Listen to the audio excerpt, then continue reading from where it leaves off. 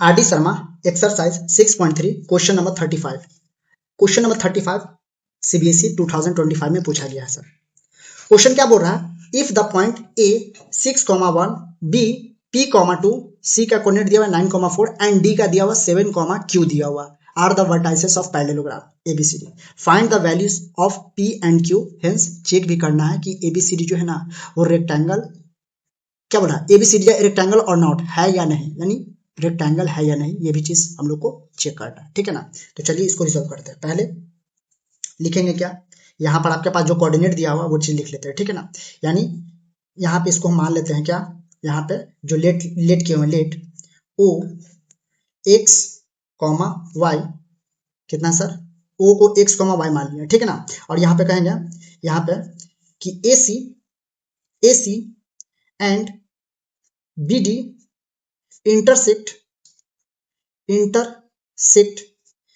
Eight point O पे कर रहा है सर। और जब इंटरसेक्ट करता है ना तो ये वाला और ये वाला बराबर हो जाता है सर, और ये वाला बराबर हो जाएगा सर, ठीक है ना। तो इस लाइन में हम लोग मिड पॉइंट फार्मूला को अप्लाई करेंगे, ठीक है ना। फोर लाइन या फोर डायगोनल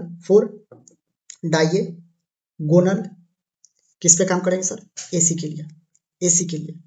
और यहाँ पे ये भी कह सकते हैं कि O is the mid point of किसके लिए, एसी के लिए हो जाएगा सर।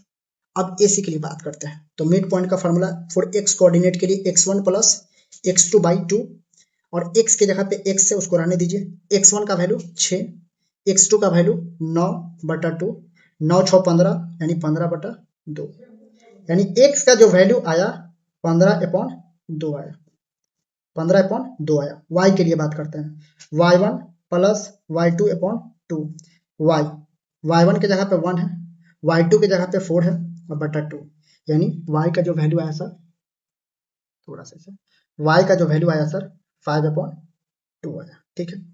अब बात करते हैं फोर डायगोनल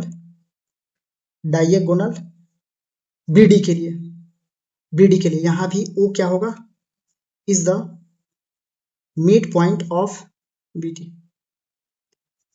ठीक है। तो यहां भी फार्मूला लगा दीजिए x कोऑर्डिनेट के लिए, फॉर x कोऑर्डिनेट के लिए। अब x1 के जगह पे 7 को मान लीजिए, 7 प्लस p/2। अब x का वैल्यू पुट करिए, x का वैल्यू क्या है सर 15/2, रख दीजिए 15/2, ये वाला यहाँ पे पुट कर दीजिए, 7 प्लस p/2, 2 कट गया सर। अब यहाँ पे 15 माइनस 7 इक्वल टू p। अब यहाँ पे p का वैल्यू क्या होगा सर, p का वैल्यू होगा सर 8, p का वैल्यू 8। फिर y कोऑर्डिनेट के लिए बात करते हैं, y के लिए q प्लस 2/2 और y का वैल्यू पुट कर दीजिए इस पे, y का वैल्यू क्या है sir 5/2 equal to q plus 2/2, 2 cancel. तो q की जगह पे क्या होगा सर, q का वैल्यू क्या होगा, 2 इधर आ जाएगा तो 5 में से 2 गया जाएगा, 3 होगा सर, क्या होगा 3 होगा। यानी हमारे पास कोऑर्डिनेट मिल गया सर, क्या मिला सर, जो d का कोऑर्डिनेट आया सर 7 और q का वैल्यू 3 आया सर, ठीक है। और एंड जो b का कोऑर्डिनेट आया सर p,2, तो p का वैल्यू क्या है सर 8 और 2। यानी जो आपके पास यहाँ पर एक फिगर बनाएंगे, क्योंकि हम लोग को प्रूफ करना है क्या, फिगर इसी से काम करता है, ठीक है ना। हम लोग को प्रूफ करना है कि ये जो है रेक्टेंगल होगा या फिर नहीं होगा, ठीक है ना। तो इसका डिस्टेंस भी हम लोग को निकालना पड़ेगा, क्या निकालना पड़ेगा सर, डिस्टेंस निकालना पड़ेगा।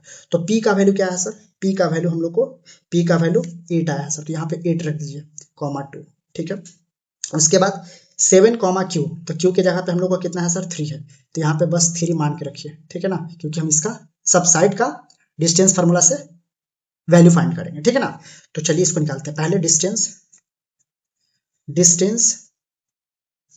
डिस्टेंस ऑफ ए बी निकाल दीजिए, ए बी निकाल दीजिए डायरेक्ट, यानी बी में से ए को घटाइए, 8 में से 6 गया 2 का स्क्वायर 4 होगा सर, प्लस 2 माइनस 1, तो 1 का स्क्वायर 1 होगा सर, यानी कितना आएगा सर √5 यूनिट आएगा सर, ठीक। उसके बाद डिस्टेंस निकाल दीजिए, डिस्टेंस ऑफ ए बी हो गया सर, अब डिस्टेंस ऑफ डी सी निकाल दीजिए, डी सी, यानी सी में से डी को घटाइए। 9 माइनस 7 यानी 2, 2 का स्क्वायर 4, 4 माइनस 3 यानी 1, 1 का स्क्वायर 1, यानी √5 यूनिट आया सर। ठीक है, फिर उसके बाद डिस्टेंस निकाल दीजिए एडी का। डिस्टेंस ऑफ एडी, एडी, ठीक है, यानी डी में से ए को घटाइए। 7 में से 6 गया 1, 1 का स्क्वायर 1, 3 में से 1 गया 2, 2 का स्क्वायर 4, कितना होगा सर 5 यूनिट, √5 यूनिट्स। फिर निकाल दीजिए डिस्टेंस, डिस्टेंस ऑफ एडी हो गया, बीसी निकाल दीजिए, बीसी, सी में से बी को घटाइए। 9 में से 8 गया 1 का स्क्वायर 1, 4 में से 2 गया 2 का स्क्वायर 4, तो ये ऐसे पता चल रहा है कि ये रेक्टेंगल तो होगा नहीं क्योंकि सब साइड बराबर है। ठीक है सर, सब साइड बराबर है तो डायगोनल निकालने का कोई मकसद नहीं है, √5 यूनिट। ठीक है ना, तो डायरेक्ट कह दीजिए यहाँ पर ऑल साइड इक्वल है, all sides are equal.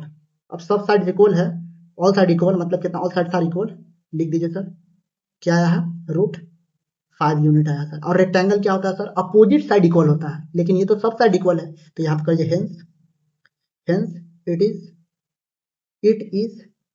Not a rectangle, rectangle, ये रेक्टेंगल नहीं है सर। ठीक है ना, अब हम लोग क्वेश्चन नंबर 36 पर चलते हैं सर।